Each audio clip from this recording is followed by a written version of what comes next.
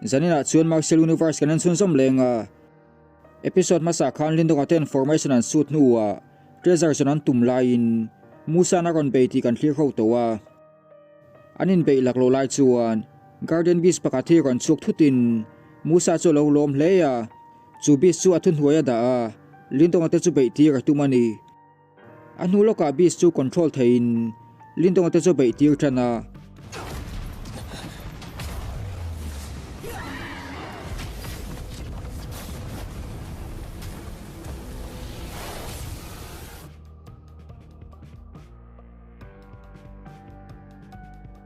lindong achuna thunder un silmang chuan achala atak lo vitin Musa control na sil choron langa ti cheda tum ngal bo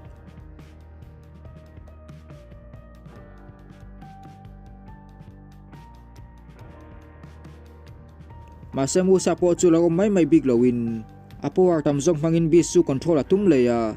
mase lindong na chala vi to wangkhan Musa control na chok ma ai na chaklo deu sok towa chuba ka bi spirit chuan control na hnuaya cho du big lo wangin Musa puar cho lo do let veya mase Musa chona theito pin thunu na la tum zel thung diwa chon ang tikong main Musa chon bis chu a control rai theidon chon lo thua soya lindong ale yen a chon hun khor kal lo tumin an technique khang mang chon bis chon pe le trana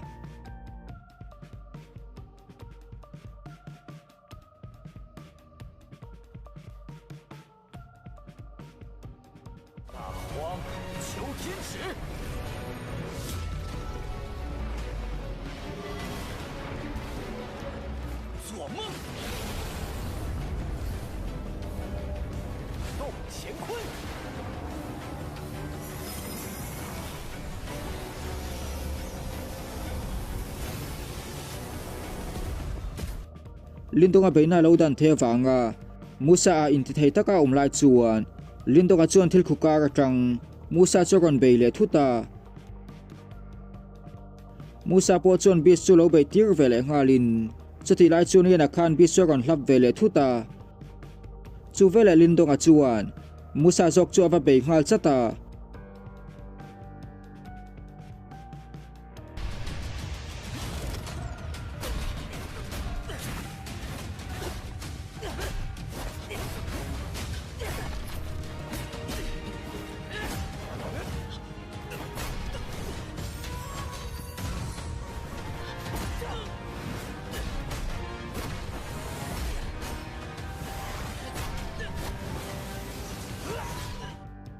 demonic dragon dog puina tel lo chuan Musa chon lindong a chon nei lo hleya mase Musa chon milim takha control vele in ama invent himnan chun alamang ve thei zelani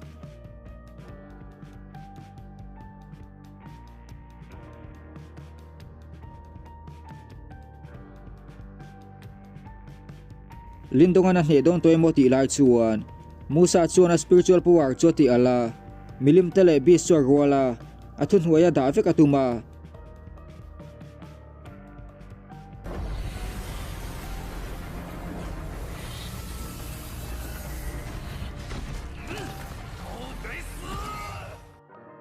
mase chuti lai chuan biswa control na hnuai tang chuna kon tal chuk thuta Musa chu se hlum ngalin amilim control te po chon tlangal vekani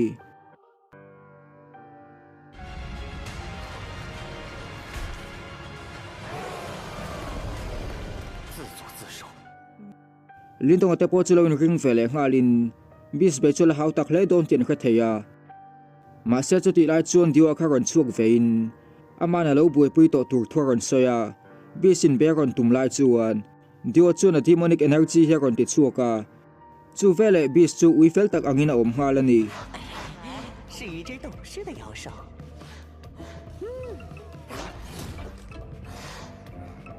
乖。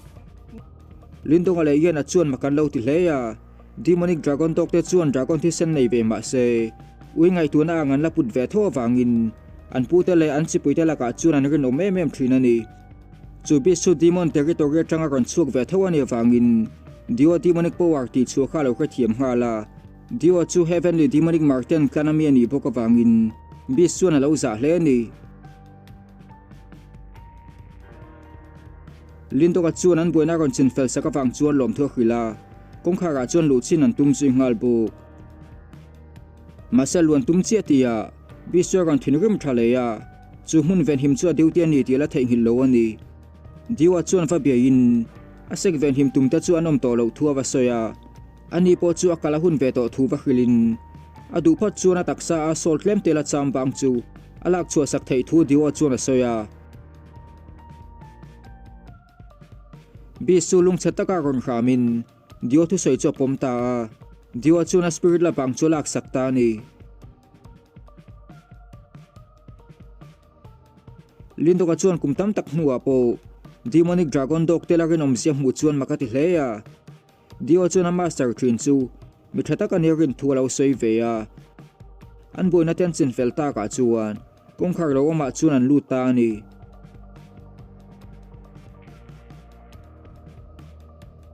portal ang dewan vatlan lu chuan mun pakata hian an chuk le hlola omak tak khalin to ka chuan khelein chu hmuna chuan mi hring lunga changta te pon lo om ve leya lindo ka chuan aron chona chu kha theilo ma se a spiritual power mangin milim te khre na chulu chil theiti diwa chuan a khre to wangin chulai hmuna milim te ngai tu na chu a spiritual power manga lu chil le turin lindo nga chu ti ani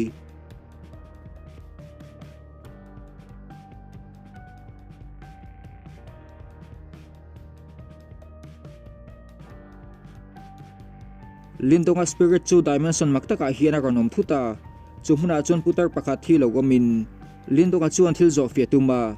masa chu putar chuan zona zot lo tur le chu hmun chuan chinna hmun ani thu lo sein a heavenly palm hangin lindonga chu be zui ngala lindonga chuan a nirvana body mangkhan lo dana tum ve ngal bu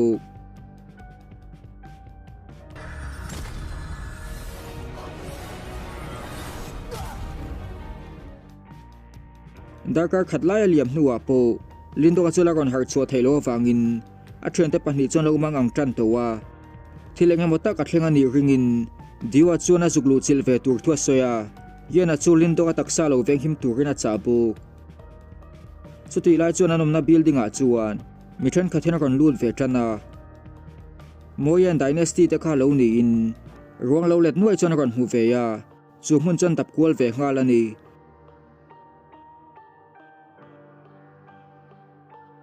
chuti lai chuan lindonga chuan heavenly palm strike cho lo bum meka putar chuan en chin lam a in thange tumina kha to zo kani aron beina chu lindonga chuan a thunder win sil mang khana lo dang veya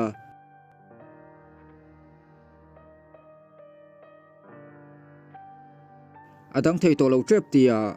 diwa kha ron thlang ve che in lindonga chu spiritual power mangina ron pui ve leya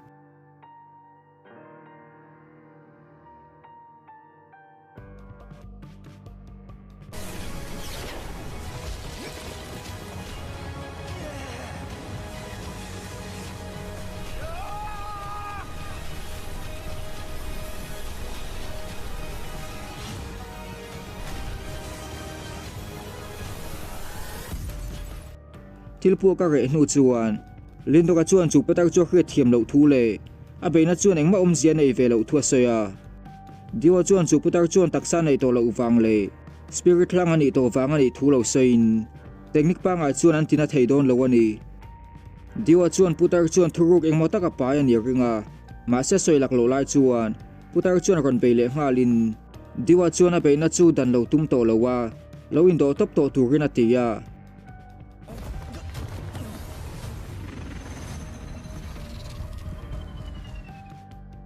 diorin dan chu lo dik chein heavenly palm chu lindonga ko chunga luta diwa chuna energy chu lo la lut tur le control tum turin lindonga chu tinghal bu antu mang chen thil kalma se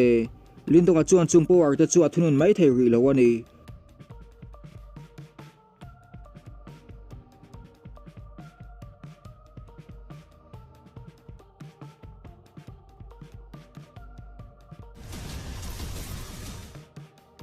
chuti lai chuan yana khan lindonga ta chu lo ngai tu to hleya a hnu loka thom khe zuin anom na chon ron thlang trep to te kha theya thlantur dang nei to lo wang le lindonga ta chon ron huang tia hlo wangin alo wa chuak phei ta ni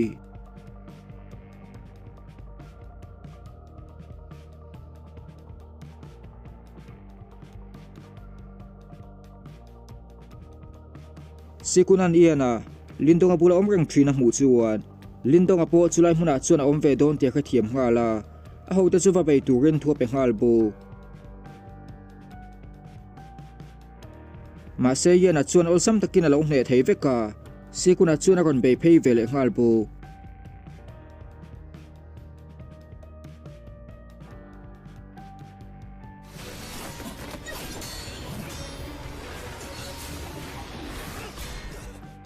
iana chuan a cultivation level an hiam zo ka wangin engtikong mai na hne thei don lo ti khama se a in thiar film du big lowa lindonga te chu atop hlenga ven himatumani chuti lai chuan lindonga chuan baji sector martial art technique chi khat chu alo thunun thei trap towa atop na tan putar chuan a beile ngal bu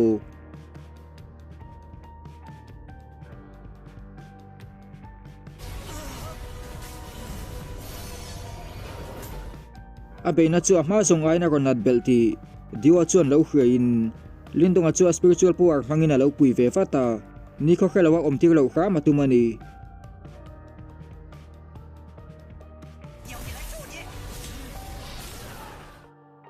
yena kharon lang vele in alon hliam na to hleya sikuna chuan thinrum takala be chunzom zelin yena chuan khoilet na hun pon nei velowa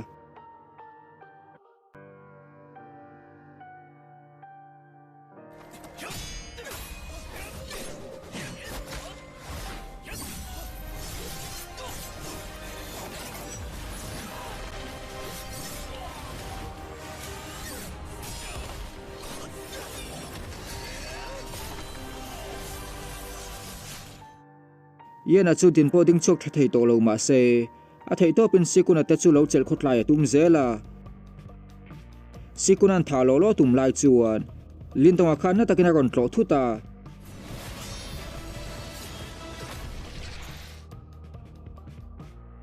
yena hliam na tak tura oma mu chuan lindonga chu thinrim zual heya in sum thei to lo in sikuna chu ava bei phei ngal bo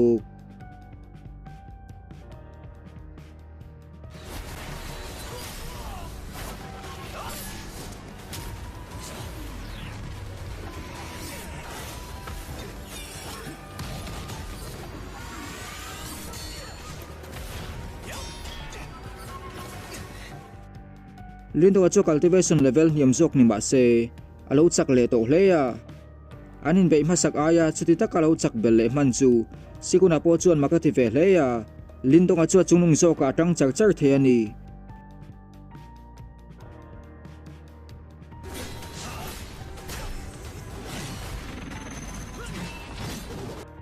an he mai thei don lo ti sikuna na khret chuan a technique chak ber pakhat demonic sword technique choron manga apuwar mangin million tak hi siam chu kani marcelin donga chu na be na chu olsam takalo dang le thein chu chuan sikura chu ti thinrim zual hleya double demonic sword technique chu ron mang lein million pan hi siam chuak towa lindonga chuan baji sector tanga technique thiam thar heavenly pam chu lo mang ve ngal bu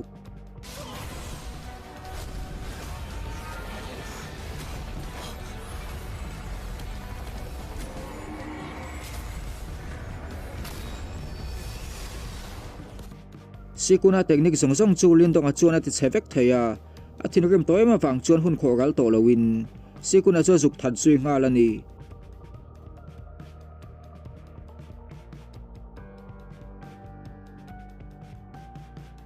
yena chuan hliam na sa hlema se bun chata ka ne wangin atin mun chu der thong em lowa diwa chuan lindonga storage bag chu dilin nirvana pills energy le an energy mang chuan yena chuti daman tum tan ngala chuti lai chuan eu khuan dynasty te kharon lang velein treasure songa re takan be hnuwa an ho tu no chuan spiritual scroll pakha the char chuaka chu scroll chuan ati chakbel hle thei dona wangin alom ve hle ni chuti lai chuan ancient secret key pai chu voile khataron kang thuta